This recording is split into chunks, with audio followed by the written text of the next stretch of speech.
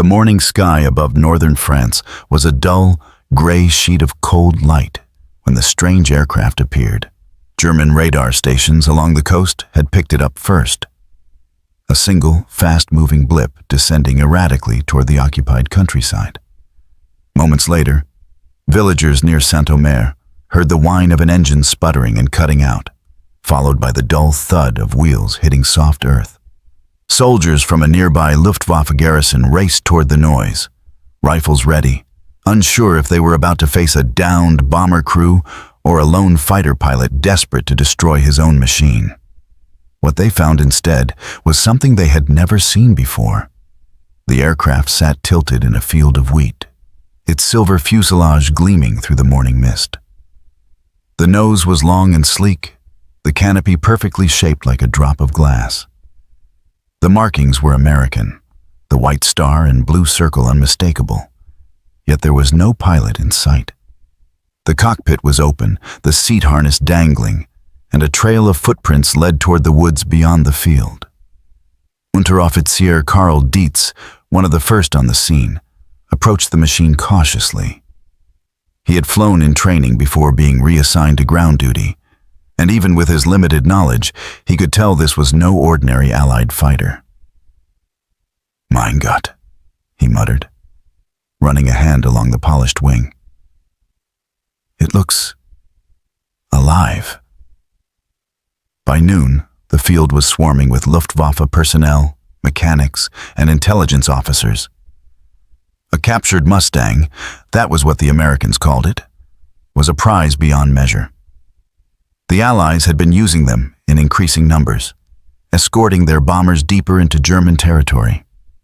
Many German pilots claimed they could climb and turn faster than the best Messerschmitts. Others dismissed them as Allied propaganda. But now, here it was, the proof, resting quietly on French soil. The plane was remarkably intact. Its engine had seized after running out of fuel, forcing the pilot to make an emergency landing. Before abandoning it, he had fired a few rounds through the instrument panel, perhaps to destroy sensitive equipment, but much of the cockpit remained untouched. When soldiers searched the nearby woods, they found a bloodied parachute snagged in a tree, but no pilot. Some said he had been captured by a local patrol, others whispered he might have escaped across the lines. That night, under armed guard, the plane was loaded onto a convoy and transported east. Its destination, Rechlin, the Luftwaffe's secret testing center, the heart of German aviation research. There, every captured enemy aircraft was dissected, tested, and flown by the Reich's best pilots. And, in the spring of 1944, as Allied bombers darkened the skies and fuel grew scarce, this particular silver ghost was about to become the center of everyone's attention. At Rechlin, test pilot Hans-Werner Lerche had seen nearly everything that flew: British Spitfires, American Thunderbolts, even a Soviet Yak that had been captured on the Eastern Front. But when he first saw the P-51 Mustang being rolled into the hangar, something about it unsettled him. The plane seemed to carry itself differently, as if aware of its own dominance. The other aircraft in the hangar, angular, utilitarian, unmistakably German, suddenly looked clumsy beside it. Lerche walked around the Mustang slowly, his boots echoing against the concrete floor. The polished aluminum reflected the overhead lights in liquid silver waves. He ran a hand over the smooth metal, tracing the seamless rivet lines, the elegant curve of the wings. It was light, balanced, beautiful even. "This is what the Americans are flying now?" he asked the engineer beside him. "Yeah. Captured near Calais. We believe it's the P-51B variant.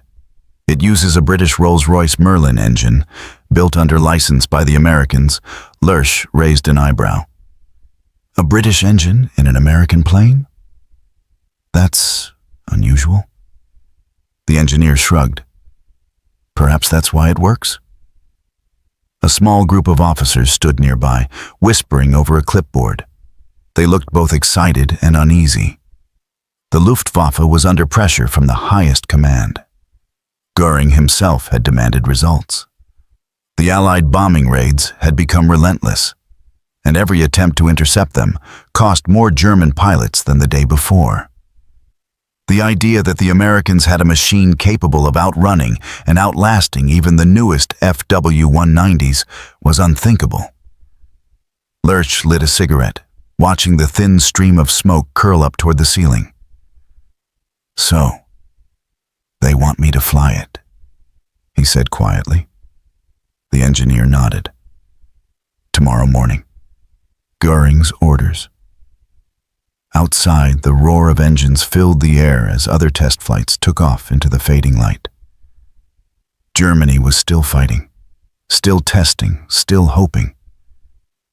But as Lerche stood before the captured P-51, he couldn't shake the feeling that this single plane might reveal a truth no one wanted to face. That night, the test pilot sat alone in his quarters, reviewing the technical reports spread across his desk.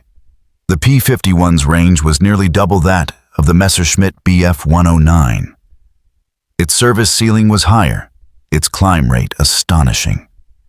It could escort bombers all the way to Berlin and back, something no German fighter could hope to do. He thought of the young pilots he had trained, boys barely out of school who now fought in desperate, one-sided battles over the fatherland. They were brave, yes, but bravery no longer won dogfights. Machines did. Lerche leaned back in his chair and stared at the ceiling. The thought struck him like a cold wind. If this aircraft is truly what they say it is, then our war in the air is already lost. But he pushed the thought aside. He had a duty to fly, to test, to learn. Outside, rain began to fall against the windows. Somewhere in the darkness, the Mustang waited. Silent, foreign, perfect. At dawn, the mechanics wheeled the aircraft onto the airstrip. Dew glistened on its wings. Lerche climbed the ladder, stepping carefully into the cockpit. The controls were strange. The dials labeled in English, yet their arrangement was elegant, intuitive. He could tell that the designers had thought not only about power, but about the pilot himself. He ran his gloved hands over the throttle, feeling its smooth resistance. Then he pressed the starter. The Merlin engine coughed, sputtered, and then roared to life, deep and resonant, unlike any German motor. The hangar doors rattled with the vibration. Mechanics stepped back, covering their ears. Lerche's heart pounded. He looked down the runway through the clear bubble canopy, sunlight flickering on the propeller. For a moment, he imagined himself in the skies over England. An American pilot chasing a formation of bombers. The world wide open and endless ahead. Then he caught himself, jaw tightening. He was not an American. He was a German officer, a soldier of the Reich.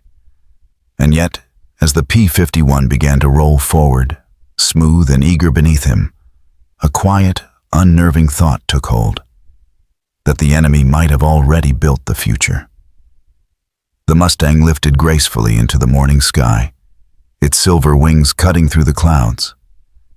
From the ground, the officers watched in silence, some shading their eyes, others whispering in awe. It was as if a ghost had taken flight again, a ghost from across the channel, carrying with it the sound of a war that was no longer Germany's to win.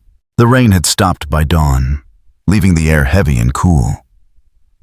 A pale mist clung to the runways of Rechlin, curling around the line of aircraft like ghosts reluctant to leave. Inside the command building, the sound of typewriters and distant engines merged into a constant, metallic rhythm. The heartbeat of a war machine still trying to convince itself it was alive. Hans-Werner Lerche stood at the window of the operations room, watching mechanics tow the captured P-51 Mustang from the hangar. Its aluminum skin caught the morning light, shimmering with a quiet defiance. Even at rest, it seemed ready to fly away at the first hint of freedom. Behind him, a door opened. The crisp sound of boots and the faint jingle of metals announced the arrival of Colonel Dietrich Falkenrath, Rechlin's commanding officer. His uniform was immaculate, his expression strained by sleepless nights. He carried a folder under his arm, stamped with the Reichsadler and the red seal of the Luftwaffe High Command. "Lerche," he said curtly, "you've been chosen to fly the Mustang." Lerche turned, meeting the colonel's sharp gaze. "I assumed as much, Herr Oberst. The engineers have been whispering about it since yesterday." Falkenrath's mouth twitched. "Then you know the importance of this test. Goering himself wants results before the next bomber offensive. Our factories burn faster than we can rebuild. If this aircraft holds the key to their reach, we must understand it." He placed the folder on the desk and opened it, revealing photographs, reconnaissance images of American airfields, sketches of Mustang variants, fragments of intercepted technical notes. The British call it the Cadillac of the sky. Arrogant fools. But if their arrogance is justified, then... He trailed off, letting the silence complete the thought. Lerche studied the photographs. The P-51s looked impossibly clean, streamlined, modern. Machines built not just for survival, but for supremacy. They were what every German pilot feared to see above him now. Silver ghosts glinting in the sunlight, their long-range tanks carrying them deep into the heart of the Reich. He nodded. "What do you want from me, sir?" "Everything," Falkenrath replied. "Its climb rate, turn radius, range, endurance, even how it feels. We need to know why our pilots can't keep up, and if we can copy what the Americans have done.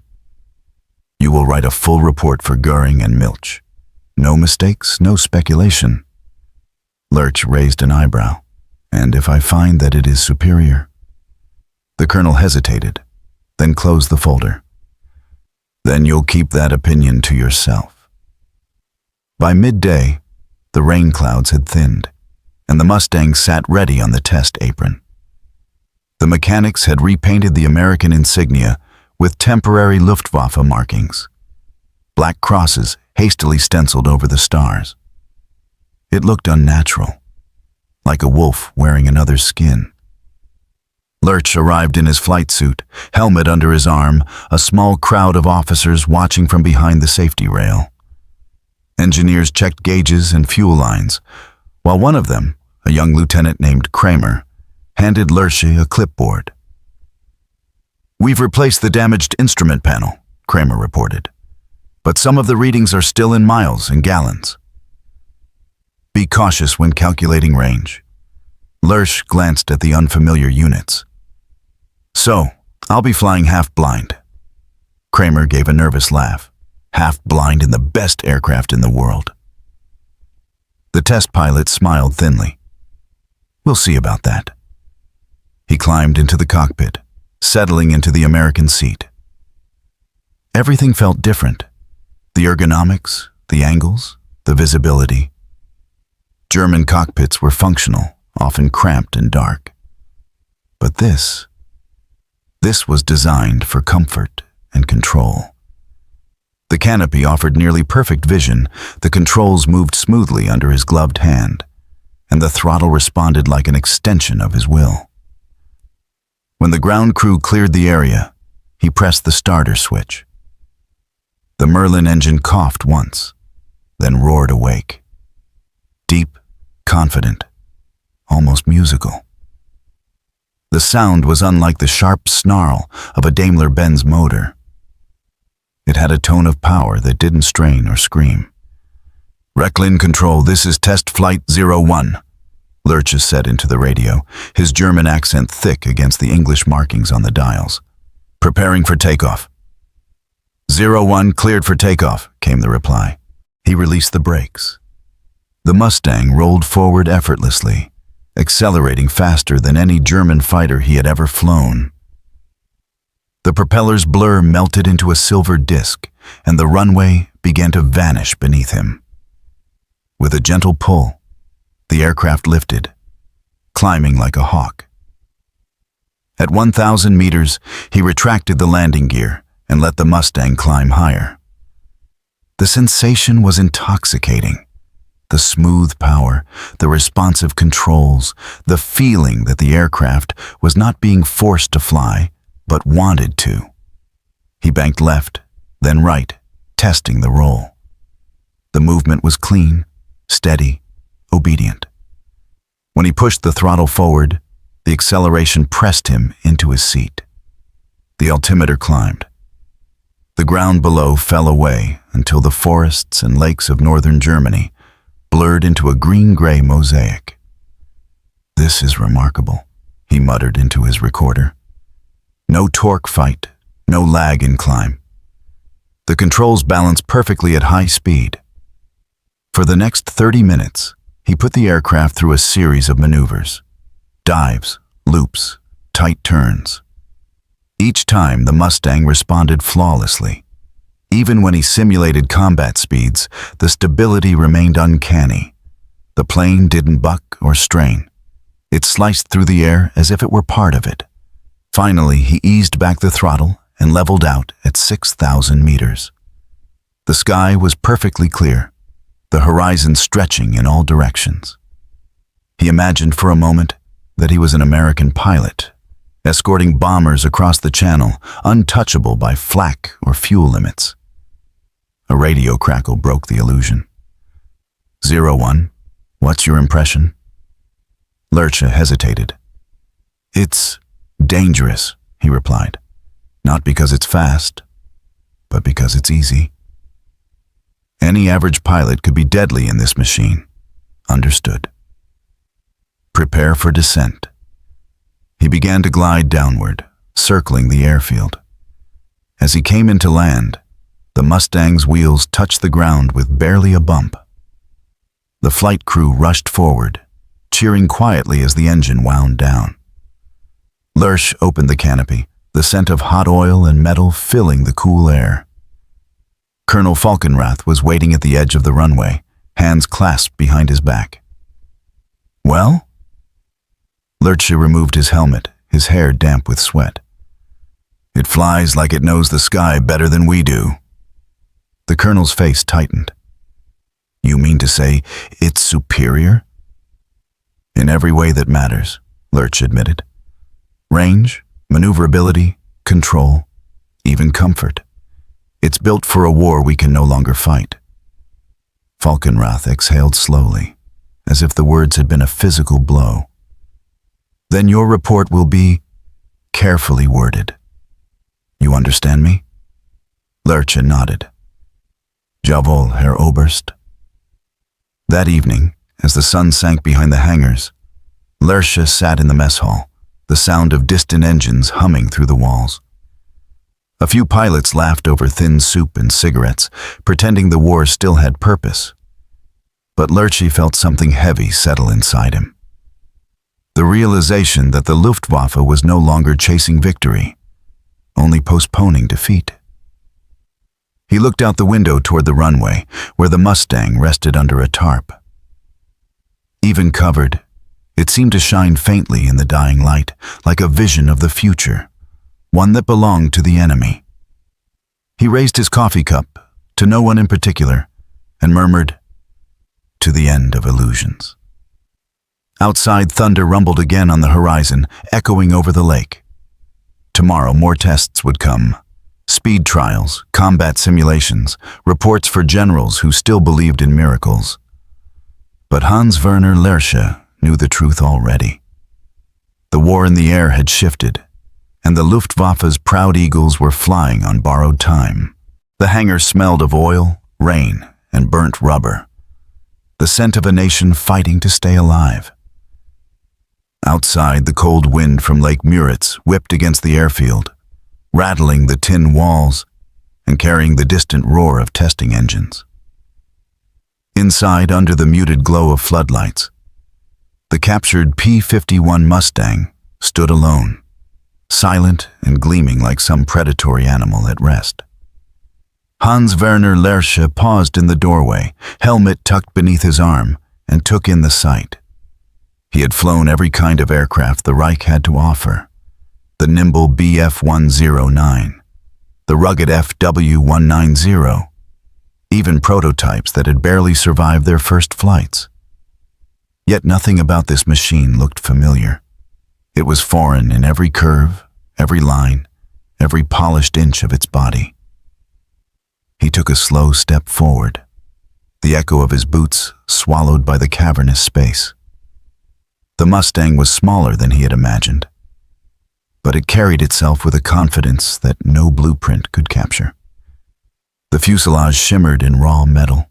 No camouflage, no deception, only the bold silver skin of something that didn't need to hide. Its wings were long and elegant, their edges so smooth they seemed drawn by an artist rather than engineered by men. Lerche stopped beside the nose, running his fingers along the cool aluminum. The metal was immaculate. Flush rivets, tight seams, not a trace of the rough, hasty construction that plagued late-war German aircraft. He crouched, studying the propeller blades, then peered into the air intake below the nose. It was larger than any he had seen before, designed to feed the hungry Rolls-Royce Merlin engine that powered it. The Americans had taken a British heart and built a new body around it. And somehow, the marriage worked. From behind him came the faint creak of a clipboard. "Beautiful, isn't it?" said a voice. Lerche turned to see Oberingenieur Otto Kramer, the young test engineer assigned to assist him. His white coat was stained with oil and graphite.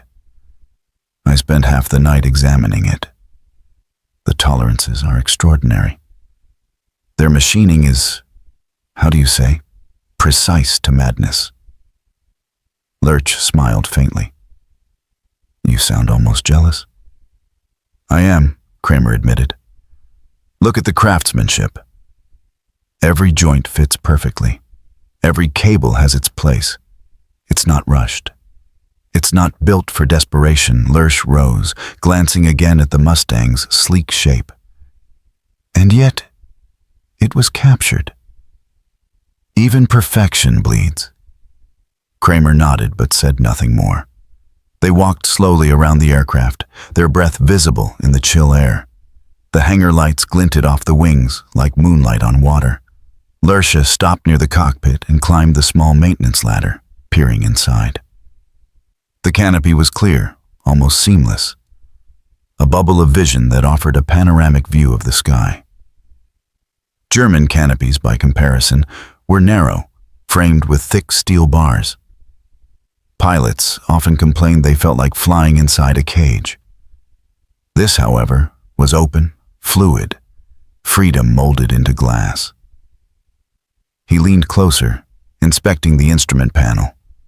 The dials were labeled in English: fuel pressure, oil temp, manifold. But their layout was clean and intuitive. No clutter, no confusion. Everything the pilot needed was within effortless reach. He pressed a gloved finger against the control stick. The resistance was smooth, perfectly balanced. He could feel it. This aircraft wasn't just designed to be flown. It was designed to make flying easier.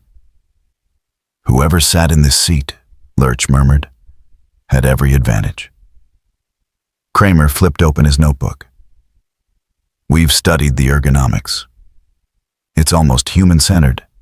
Even the seat is shaped for long-range comfort. They thought about endurance, not just agility." Lerche nodded. "Yes, that's the difference. We build machines for warriors. They build machines for survivors." He traced the edge of the canopy, then looked down at the American markings, now hastily painted over with black crosses.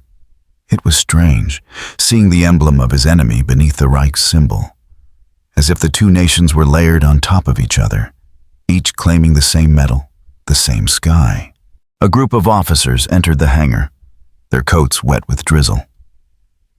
At their center was Major Erich Voss, a veteran ace from the Western Front. His face was scarred by burns, one eye clouded and white. He had flown against Mustangs before and barely survived to tell it. "So, Herr Lerche," Voss said with a thin smile, "this is the beast that haunts our skies." Lerche nodded respectfully. "You've seen it in combat?" Voss's smile faded. "Seen it? I've fought it, or tried to. It climbs faster than a 109, turns tighter than a 190, and flies longer than either. The moment they appeared, our boys started dying in numbers we couldn't believe. They don't tire. They don't run out of fuel. They just keep coming." He stepped closer, placing a hand on the wing. "When I first saw one, I thought it was silver paint. But it's bare metal, no camouflage at all. They fly into battle shining like mirrors, daring us to see them. That's confidence, Herr Lerche. That's victory painted in daylight." Lerche looked at the plane again. "Then perhaps it's time we understood why." Over the next few hours, he supervised the mechanics as they ran diagnostics. They drained and measured the fuel tanks, calibrated the gauges, and inspected the Merlin engine with reverence. When they removed the cowling, the heart of the machine revealed itself, a masterpiece of engineering, compact yet ferociously powerful. Rolls-Royce Merlin 5, 1650. Kramer read from the manual they had translated overnight. 12 cylinders, liquid-cooled, 1,600 horsepower. Lerche whistled softly. "No wonder our interceptors can't catch it." He leaned in, studying the exhaust ports. "Look at the precision of these welds. Our engines burn hotter, louder. This one breathes efficiently, like a lung made of metal." Kramer smiled, eyes glinting with admiration. "It's art, Herr Lerche. Mechanical art." By late afternoon, the tests were complete. The hangar had grown quieter, the sound of distant thunder rolling across the lake. Most of the ground crew had left, leaving Lerche alone with the Mustang. The last light of the day filtered through the open doors, washing the aircraft in gold. He climbed into the cockpit once more, this time sitting fully, both hands resting on the controls. He closed the canopy and listened to the faint sound of the rain tapping against the glass. In that moment, it was easy to imagine being someone else, an American pilot cruising high above France, the world spread wide and open beneath him. He could almost feel it, the freedom, the power, the sense of certainty that came from flying a machine that would bring you home. German pilots no longer felt that certainty.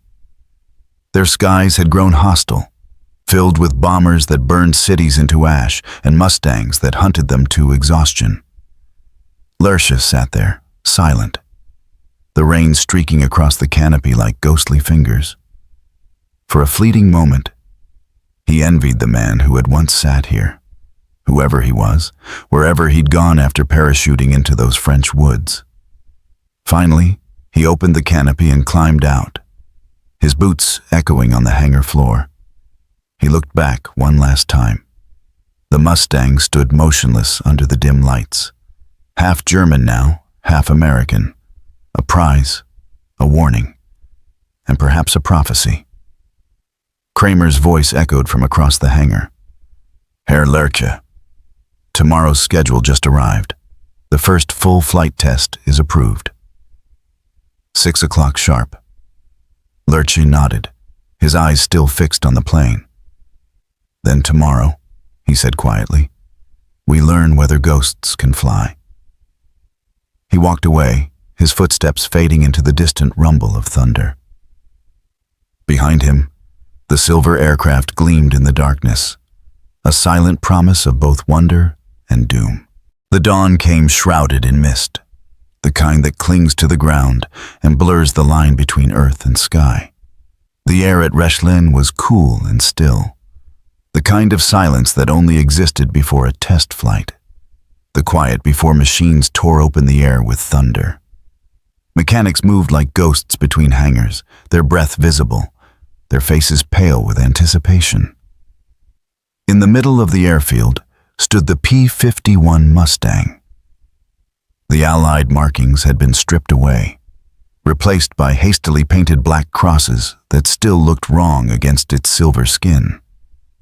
It gleamed beneath the rising sun, as if indifferent to the insignia of whatever side claimed it. Hans-Werner Lerche approached the aircraft without a word. His gloves were damp with morning dew, his thoughts heavier than usual. He'd flown many enemy planes before, but none that carried this kind of weight, the weight of what it represented.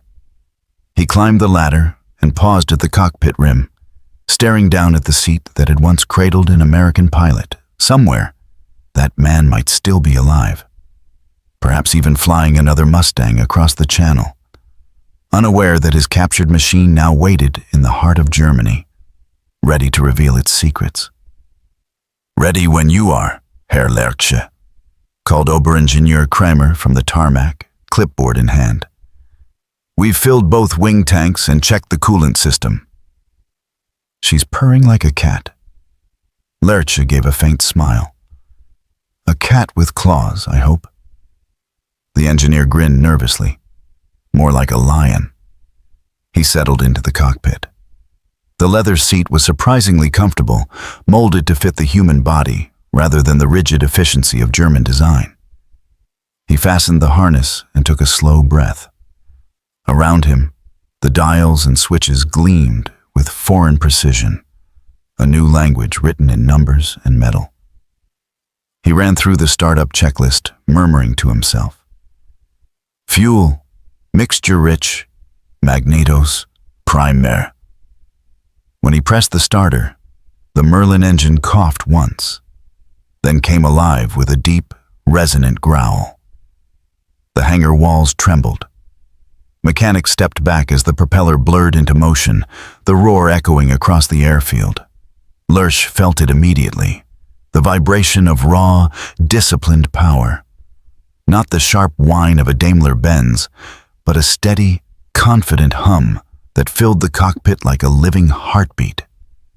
"Rechlin Control, this is Test Flight 01, he said into the radio, his voice calm. "Engines running. Preparing for taxi. Copy 01. Winds calm from the west. You're cleared for takeoff." He eased the throttle forward. The Mustang rolled across the field with a smoothness that startled him. It wasn't fighting for control, wasn't straining under weight.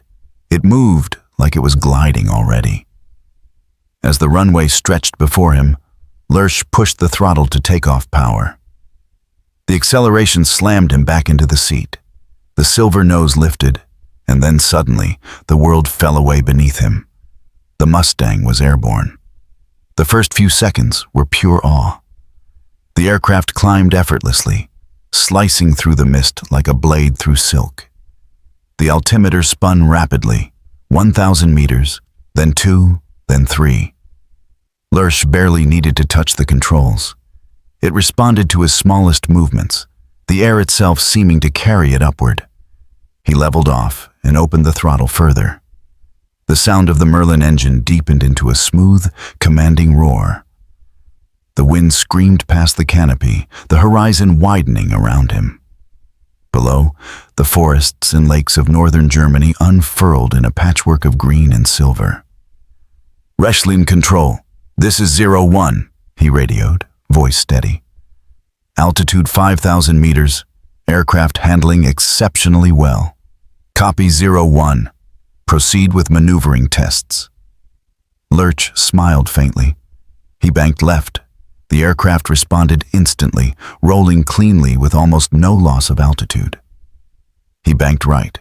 Same result. Then he pulled back on the stick and climbed into a vertical ascent, feeling the G-forces press against his chest. Still, the Mustang climbed, steady, relentless. When he leveled out again, he could see the curvature of the horizon, the faint shimmer of sunlight on the Baltic far to the north. He had flown the Bf-109 countless times, wrestled with its torque and narrow landing gear, fought its engine's temperamental moods. The FW-190 was more stable, yes, but it lacked the range. It was a brawler, not a hunter. The P-51, though, was something else entirely. It was effortless, balanced, almost kind. "This machine forgives its pilot," he whispered into his recorder. "Even in steep climbs or sudden dives, it remains composed. It is not fighting me. It is flying with me." He decided to push harder. At 6,000 meters, he dropped the nose and entered a shallow dive. The altimeter spun, the airspeed needle climbing, 500 kilometers per hour, then 600. The engine held firm, the wings steady. No violent shaking, no tail flutter, no screaming metal. Just a clean, confident rush downward. He pulled up sharply, feeling the strain against his body, the blood pulling toward his legs. Yet even then, the Mustang responded smoothly, rolling out of the dive with precision. At that moment, Lerche understood. This was what American pilots felt when they chased bombers deep over Berlin. Control, endurance, power. They weren't merely surviving the war. They were mastering it. He leveled off again and looked at the horizon, where the rising sun painted the clouds gold. Somewhere beyond that light, across the channel, hundreds of these machines were being built every week. Each one another nail in the coffin of the Luftwaffe. 01, status check, the radio crackled. Lerche took a breath. Stable, speed excellent, handling superior. There was a pause. Repeat, 01. He hesitated, then spoke clearly. Superior, to anything we have. After nearly an hour, he began his descent. The airfield shimmered below, a gray strip surrounded by trees. As he lined up his approach, he noticed something unexpected. The Mustang's landing felt simple, natural. It didn't buck or drift. It touched the earth as gently as it had left it. When the wheels rolled to a stop, the ground crew erupted into applause, their cheers muffled by the engine's dying hum. Lerche opened the canopy, letting the cold wind wash over his face. His hair clung to his forehead, his flight suit damp with sweat. Colonel Falkenrath was waiting near the edge of the runway, his greatcoat flapping in the wind. He waved Lerche over as the engine shut down. Lerche climbed out of the cockpit, his boots sinking slightly into the wet earth. The colonel studied his expression. "Well?" Lerche removed his gloves, exhaling slowly. "If I were an American pilot," he said, "I'd feel invincible." Falkenrath's jaw tightened. "And as a German?" "As a German," Lerche replied quietly, "I feel afraid."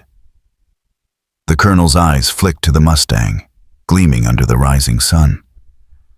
"Write your report carefully, Herr Lerche. The High Command doesn't like fear." Lerche nodded. "Then I'll call it respect." That night, long after the others had gone, he returned to the hangar alone. The Mustang rested in the half-dark, its silver body catching the faint glow of a lantern. He reached out and touched its nose once more.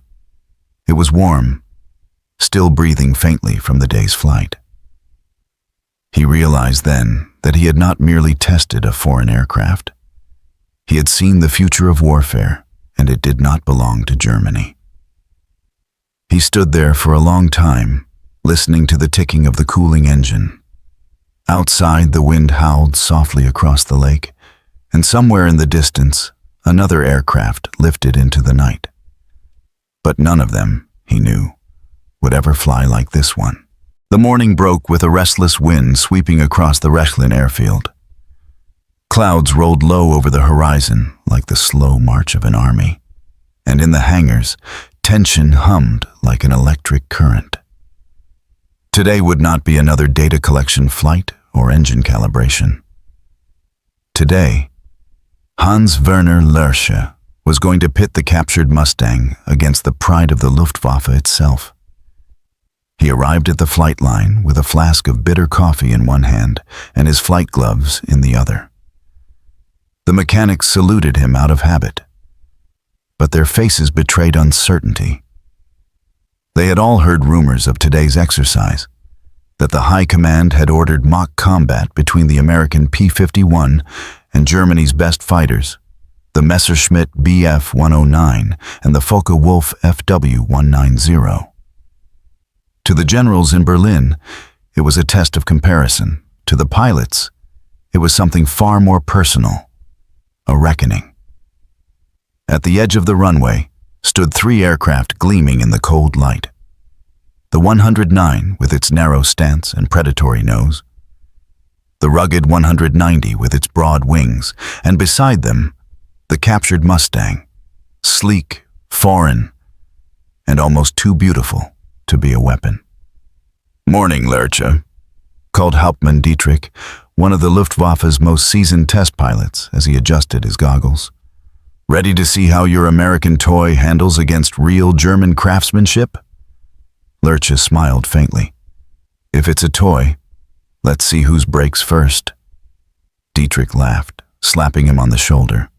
"Careful, or you'll find yourself reassigned to an American squadron." "Wouldn't that be something?" Lerche murmured. The plan was simple. 3 mock dogfights, each lasting no longer than 5 minutes. The first would be Mustang versus Bf-109, the second against the FW-190, and the third, a joint exercise with both German fighters attacking simultaneously. Lerche climbed into the Mustang, settling into the cockpit that already felt disturbingly familiar. As he went through the startup checklist, the Merlin engine rumbled to life beneath him. He glanced across the field to see the 109's propeller spin, followed by the deeper growl of the 190's radial engine. "Rechlin Control, this is Test Flight 1. All aircraft ready." The radio crackled. "Copy, Flight 1. You are cleared for takeoff. Maintain visual separation and commence engagement at 3,000 meters." Lerche eased the throttle forward. The Mustang surged ahead, smooth and sure, lifting off the runway like a bird freed from a cage. The German fighters followed, climbing rapidly into the gray sky. At altitude, the clouds opened up to reveal a vast blue arena. "Ready?" Dietrich's voice came over the radio, full of confidence. "Whenever you are," Lerche replied. "Then let's dance." The Bf-109 dove first, slicing through the air with its trademark scream. Lerche pulled the Mustang into a tight bank, watching the German fighter flash past below. He rolled out and climbed sharply, the engine steady and strong. The 109 came around again, its nose pointed directly at him. Lerche waited until the last second, then pulled into a vertical climb. The Mustang rose effortlessly, its power undeniable. Dietrich tried to follow, but the 109's nose dipped, the engine straining. Within seconds, the gap widened, 500 meters, then 800. "Verdammt," came Dietrich's frustrated voice. Lerche rolled inverted, dove back down, and slipped behind the 109's tail before the other pilot could recover. "You're dead, old friend." Static filled the radio, followed by a low chuckle. "That was luck." "Call it what you like," Lerche replied. "But it flies better." The next round came after refueling and brief recalibration. This time, Lerche faced the FW-190, a sturdier, more aggressive opponent. Its wide wings and radial engine made it deadly in a dive and formidable at low altitudes. "Don't hold back," Lerche told the other pilot.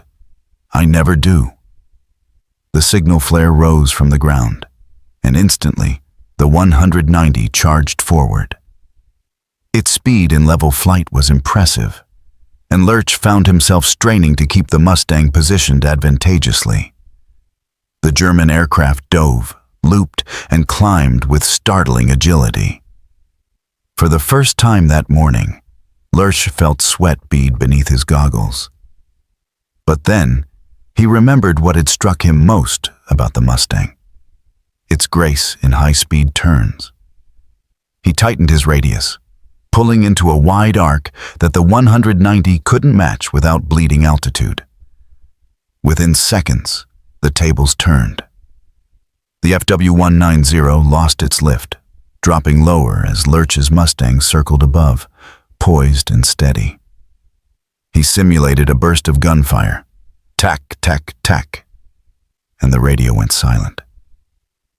Finally, the German pilot sighed. "I can't shake you." "How does that thing hold energy so well?" "It doesn't fight the air," Lerche said quietly. "It uses it." By the time of the third test, the mood had shifted. The mechanics on the ground no longer smiled. Even the senior officers watching through binoculars were silent, their faces drawn tight.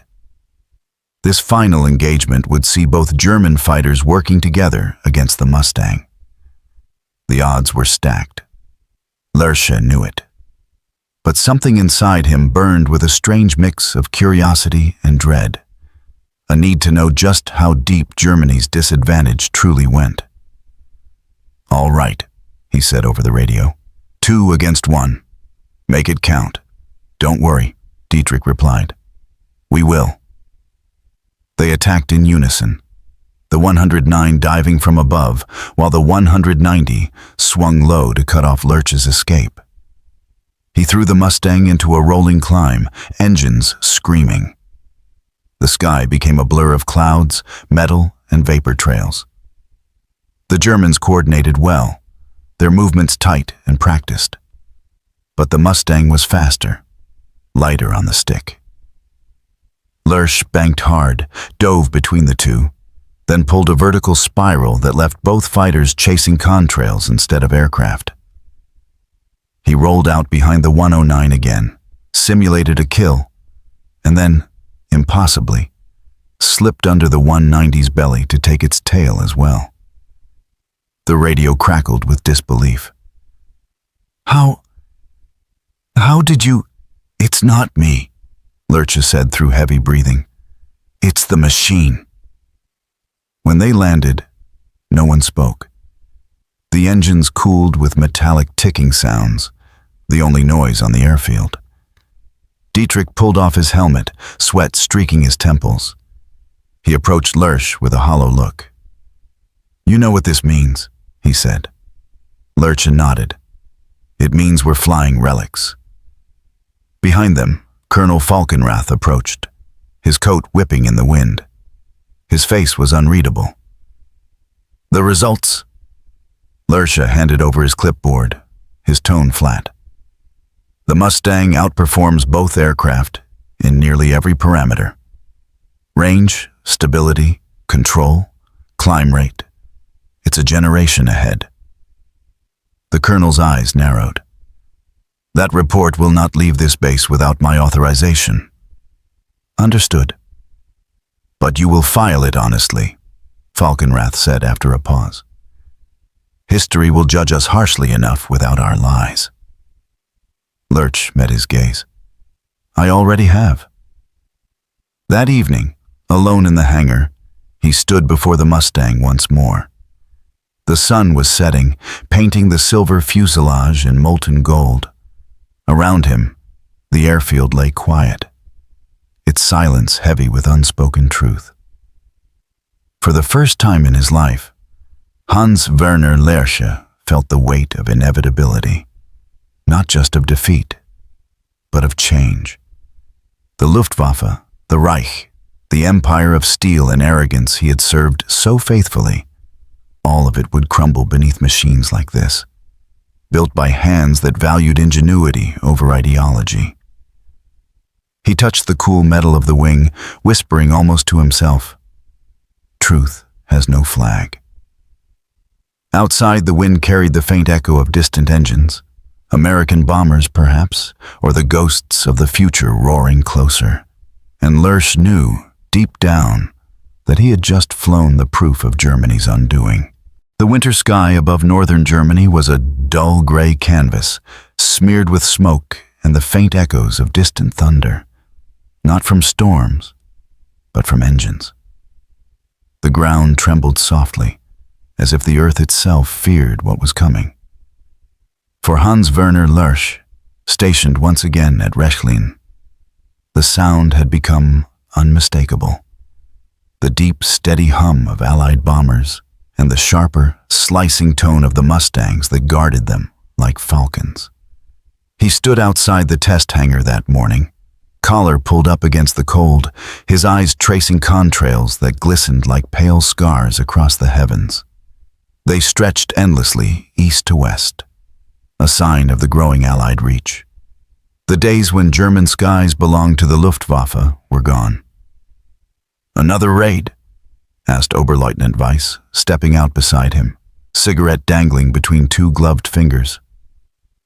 "Not a raid," Lerche replied quietly. "A message." Weiss squinted upward, following the trails.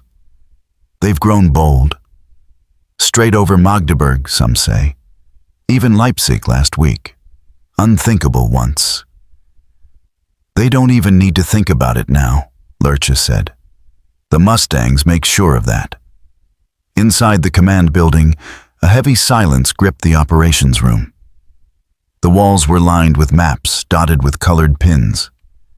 Blue for Allied bomber routes, red for Luftwaffe squadrons, black for airfields lost or rendered useless by constant bombardment. The black pins were spreading faster than anyone could move them. General Falkenrath stood at the head of the table, his face drawn and pale. Lerche sat among a handful of officers, his flight report from the P-51 tests resting unopened before them. "You've all seen the latest reconnaissance images," Falkenrath began, his tone low and strained.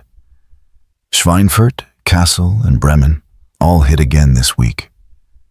The bombers came from England, escorted all the way in and out by these American fighters.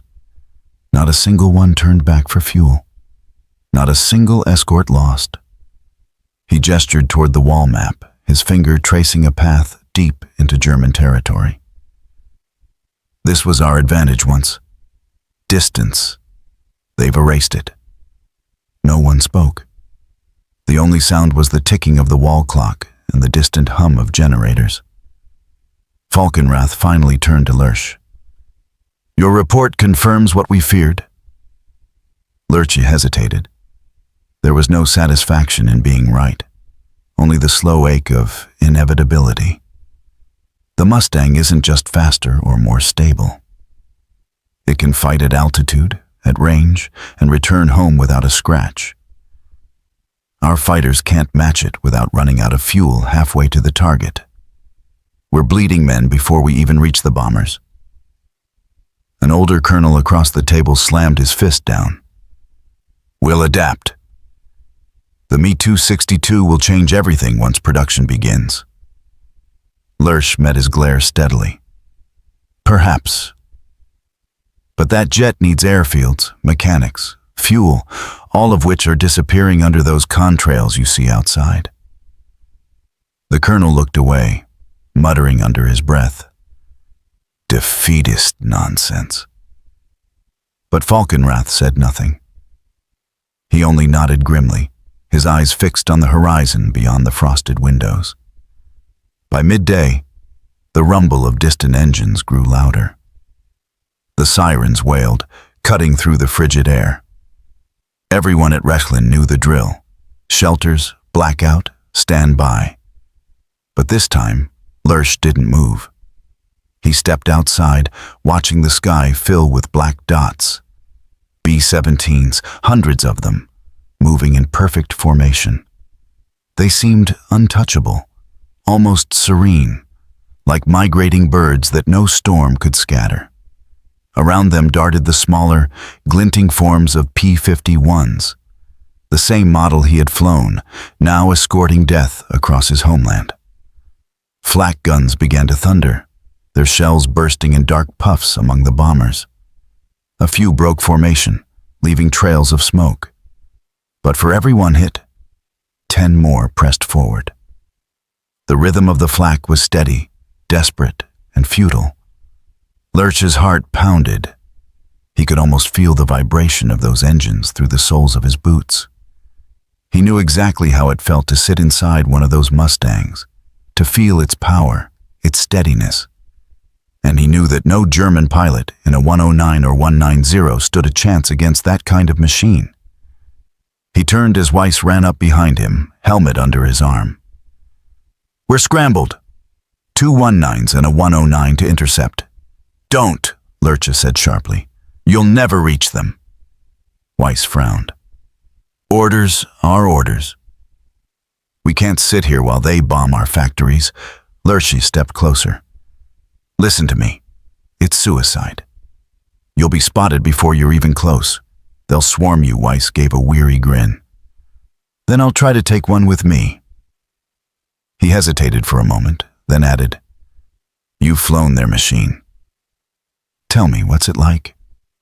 Lerche's voice softened. "It's like flying the future." Weiss nodded once, then turned and ran toward the flight line.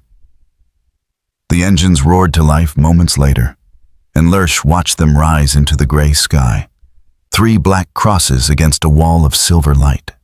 He never saw them return. That evening, the base was quiet except for the crackle of the radio. Reports trickled in from other stations. Catastrophic losses, scattered squadrons, empty skies. Even the pilots who made it back spoke with hollow voices, their eyes distant. Lerche sat at his desk, writing by the flickering light of a kerosene lamp. The page before him was stained with sweat and graphite smudges. His pen hesitated between sentences, as if unsure whether truth itself was still safe to speak. The Mustang is not merely superior. It is decisive.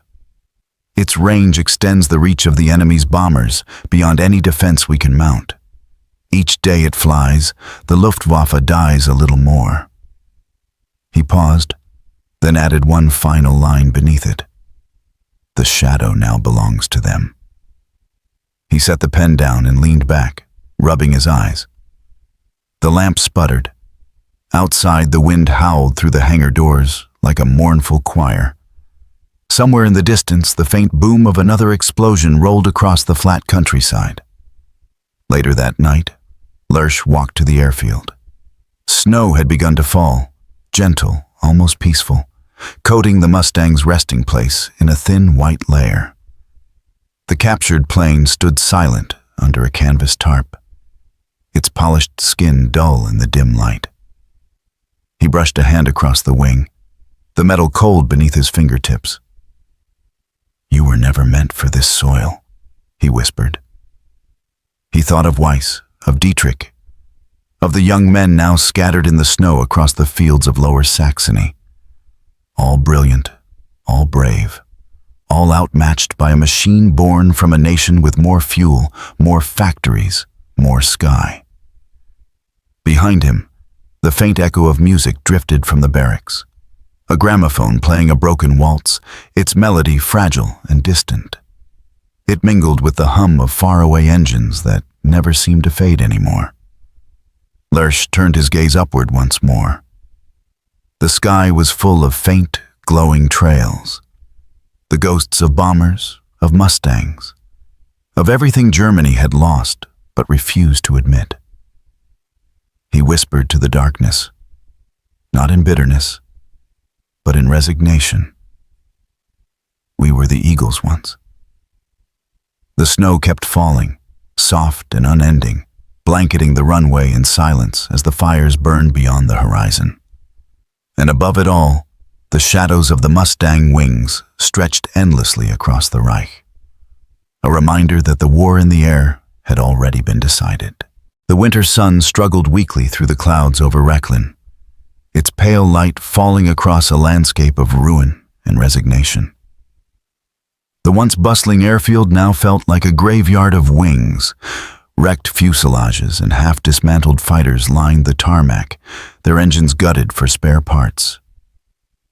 The hangars echoed not with the clamor of mechanics, but with the hollow stillness of defeat. Hans-Werner Lerche stood at the doorway of his office, watching as a truck hauled away the carcass of another downed 109. The air smelled of fuel, oil, and cold metal, a scent he'd lived with so long that it had become a part of him. But now, even that familiar smell carried the weight of finality. Inside, on his desk, lay an order stamped with the black eagle of the Reich. Final evaluation report. Mustang captured unit, Rechlin Test Center. He had been asked to summarize everything, the flights, the data, the mock battles, and to make a recommendation for future Luftwaffe strategy. It was supposed to be an analysis, but for Lerche, it felt like a confession. He sat down, pen in hand, and stared at the blank first page. The scratching of his fountain pen began slowly, hesitantly at first. To the High Command of the Luftwaffe, from Test Pilot Hans-Werner Lerche, Rechlin Experimental Center. Subject, Operational Assessment of Captured North American P-51 Mustang. He paused, exhaled deeply, then continued. The machine before us represents not merely an aircraft, but an evolution, a synthesis of power, endurance, and precision the Luftwaffe no longer possesses. It is not that our pilots lack courage, nor that our engineers lack skill. It is that our nation has run out of time. He stopped, flexing his stiff fingers. Through the frosted window, the faint sound of engines reached him. Allied bombers again. Their presence had become as regular as the rising sun.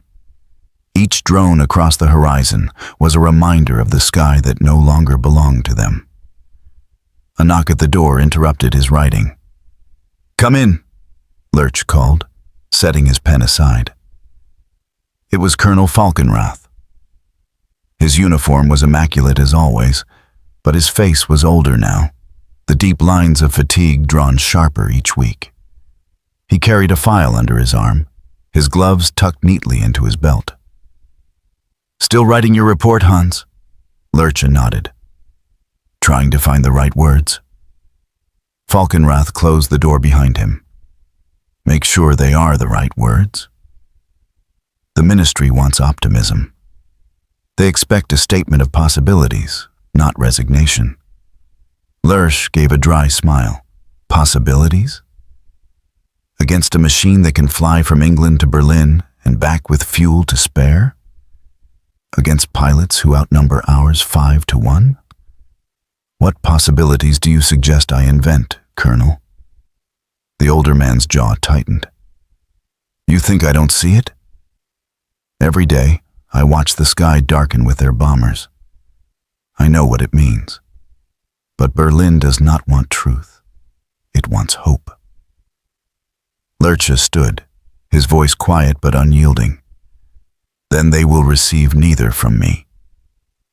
For a moment, the two men stared at each other. Then Falkenrath exhaled and looked away, his tone softening.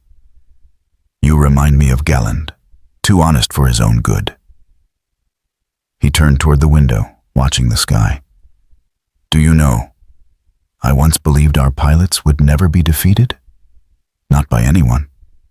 We were the masters of the air. And now... He didn't finish the thought. Lerche said gently, now we are the ones hiding beneath it. Falkenrath gave a short, bitter laugh. Finish your report, Hans. Just remember, not all truths are safe to write. He paused at the door, his silhouette framed in the cold light. But write them anyway. When he was gone, the silence returned, heavier now, filled with the unspoken finality of his words. Hours passed. The lamp flickered, casting thin shadows across the pages of Lerche's report. He continued writing, his pen moving faster, as though once begun, the truth could no longer be stopped. In my assessment, no forthcoming design, jet or piston, will reverse the course of air superiority. The Allies have achieved total dominance through the Mustang's reach and reliability. The Luftwaffe cannot defend its skies without airfields, fuel, or supply lines, all of which are now within Allied range. Our strength has never been courage.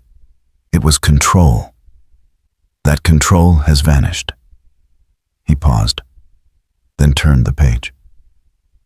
His handwriting became slower, more deliberate. When I flew the Mustang, I understood what our enemies have built. Not a weapon of war, but a symbol of progress. It is the embodiment of efficiency, a vision unclouded by ideology. We designed our machines to glorify power. They designed theirs to end wars faster.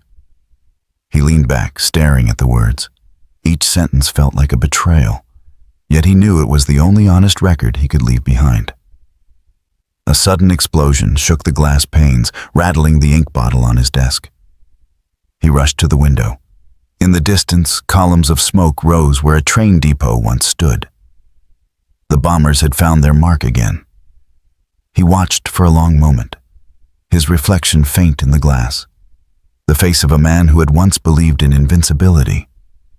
Now all he saw was a pilot grounded not by defeat, but by understanding. Night fell early. The airfield lay under blackout, but the glow of fires burned along the horizon, orange against the darkness. Lerche lit a candle, the flame trembling as if aware of the chaos outside. He wrote his final words. This is not a report of defeat. It is a record of truth. The Luftwaffe's fall was not inevitable. It was earned through arrogance, through blindness, through the belief that bravery alone could defy progress. I submit this not as an officer, but as a witness. History will remember the machines we built, but it will honor the men who understood when to stop fighting. Signed, Hans-Werner Lerche, Rechlin, February 1945. He placed the pen down and sat back. For a long while he stared at the completed pages, their weight far greater than the paper they occupied. Then he folded them carefully and slid them into an envelope marked Confidential. Outside, the low moan of wind passed through the hangars, mingling with the distant thrum of Allied engines, now an unbroken chorus over the dying Reich. The next morning, Lerche walked the length of the airfield one last time. The captured Mustang still sat under its tarp, its silver skin dulled by frost. He reached out and pulled the cover back, revealing the foreign emblem of a white star against blue. It seemed almost peaceful now, a relic of another world, one that had already moved beyond war. He placed a hand on its wing and whispered, "You won." Then he turned toward the administrative office. Colonel Falkenrath was waiting, his overcoat buttoned, eyes shadowed by sleepless nights. Lerche handed him the sealed report. "Is it the truth?" Falkenrath asked quietly. "It's all that's left," Lerche replied. The colonel nodded, accepting the envelope. "Then may someone someday read it when the noise is over." Lerche offered a faint smile. "They will." The truth has a way of surviving bombings. As Falkenrath walked away, Lerche stood in the doorway, watching the gray sky churn with distant contrails. The war was still raging, but for him, it was already over. He had flown into the enemy's machine, seen the world from its cockpit, and understood what the Reich refused to admit, that progress had outflown pride. And somewhere beyond the clouds, under the escort of those same silver wings, history was already writing its next chapter. The last winter of the war bled into spring, though no one at Rechlin would have noticed. The air was still thick with the scent of smoke and diesel. and the ground trembled more from retreating convoys than from aircraft engines. The once mighty Luftwaffe Test Center, Germany's pride of innovation, had become a hollow echo of itself. Empty hangars gaped like broken teeth, the runways scarred by shell impacts and forgotten dreams. Hans-Werner Lerche stood at the edge of the field one morning, hands in his pockets, staring at a sky that no longer belonged to him.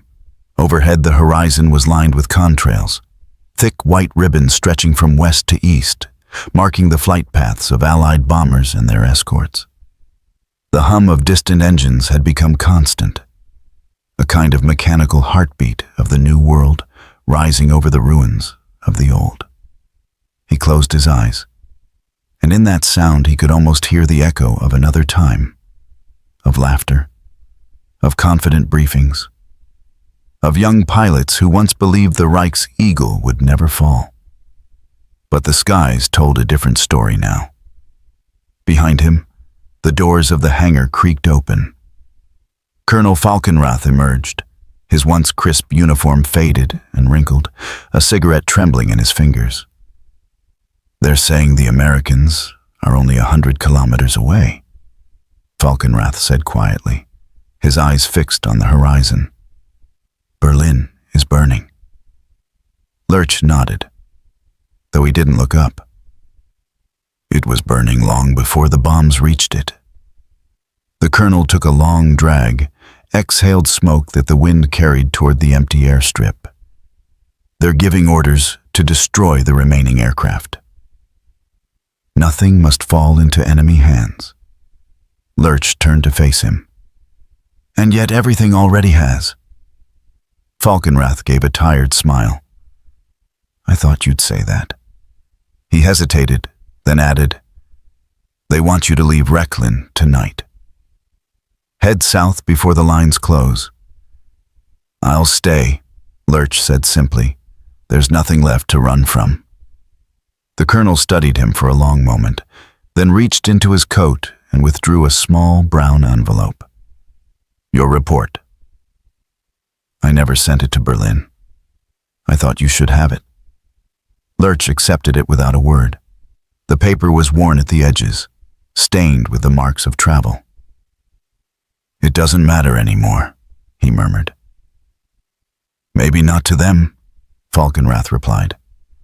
"But someday, someone will want to know how the war in the sky was really lost.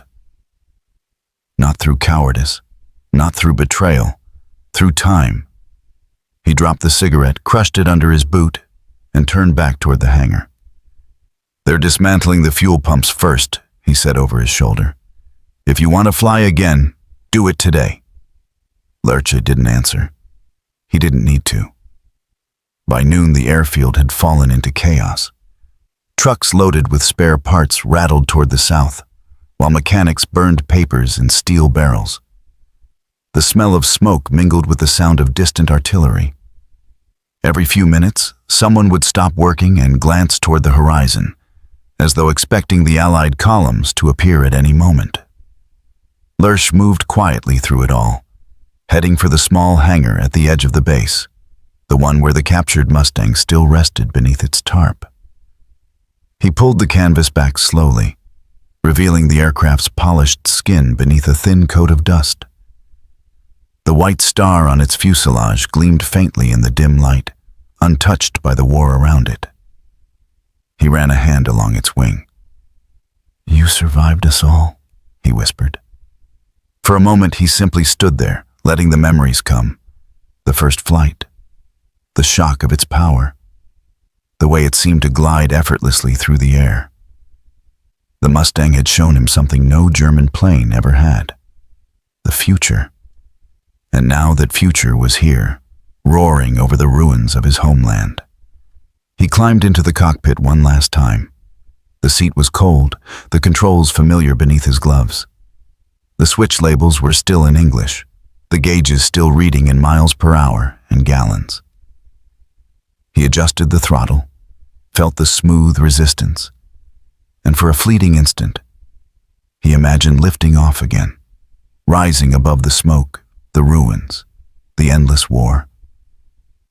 But the silence was heavy, and the tanks were dry. He closed his eyes. "You're lucky," he said softly to the machine. "You'll fly again, just not for us." That evening, the shelling drew closer. Rechlin shook with each distant impact, the sound of collapse echoing through the fields. Falkenrath's men began burning the remaining documents, their silhouettes flickering in the orange light of the fires. Lerche sat on the wing of the Mustang, watching the smoke drift into the darkening sky. He thought of Weiss, of Dietrich, of the countless pilots whose names now existed only in reports marked missing. He thought of the bright-eyed recruits who had once walked across this same airfield, believing they would conquer the heavens. And he thought of the day he had flown this foreign plane and realized, in the cold clarity of altitude, that Germany's dream had already died. Falkenrath approached again, his boots crunching through gravel. "You should come. The others are leaving." "I'll stay," Lerche said again. The colonel's tone softened. "There's nothing noble in dying for rubble." Lerche looked up, meeting his gaze. "I'm not dying for it. I'm saying goodbye." The colonel studied him for a long moment, then extended his hand. "If anyone asks what became of you, tell them I kept flying," Lerche finished with a faint smile. Falkenrath returned the gesture, nodded once, and turned toward the convoy lights fading down the road. When darkness fell, the sound of engines filled the air again. Not German this time, but American. Lerche tilted his head upward and saw them. Squadrons of Mustangs sweeping low in formation, their silver wings glinting in the moonlight. No flak rose to meet them.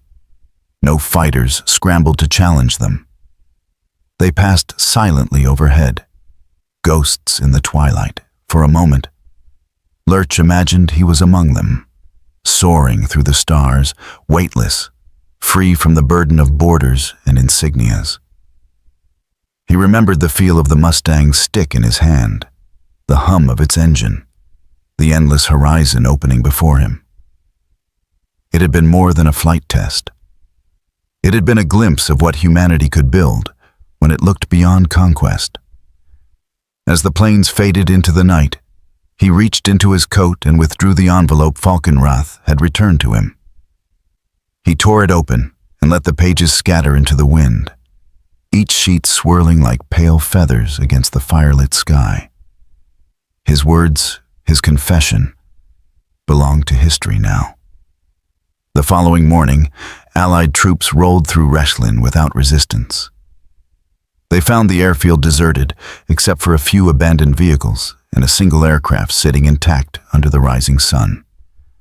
A P-51 Mustang, engine cold, canopy open, as if waiting for someone to take it home. Of Hans-Werner Lerche, there was no sign.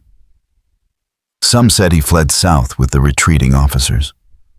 Others claimed he was captured and quietly released after the war. But among the pilots who survived, a story persisted. That he had taken off in the final hours before the surrender, flying the captured Mustang eastward into the dawn, disappearing beyond the horizon. Whether true or not, the legend fit him. The man who had flown the enemy's plane and seen the end of an empire from its cockpit. Years later, long after the smoke had cleared and Germany had become two nations, a British historian visiting the ruins of Rechlin found a single brass data plate buried in the dirt near the old hangar. It read, "North American Aviation, P-51 Mustang captured unit test flight, 1944. The historian pocketed it, brushing away the soil. Above him, a jet thundered across the sky, sleek, supersonic, the heir to everything Lerche had once glimpsed in that silver machine. The age of the Eagles had ended, but the dream of flight and the truth it carried had survived. And somewhere, perhaps in the endless expanse of sky he had loved so much, Hans-Werner Lerche still flew.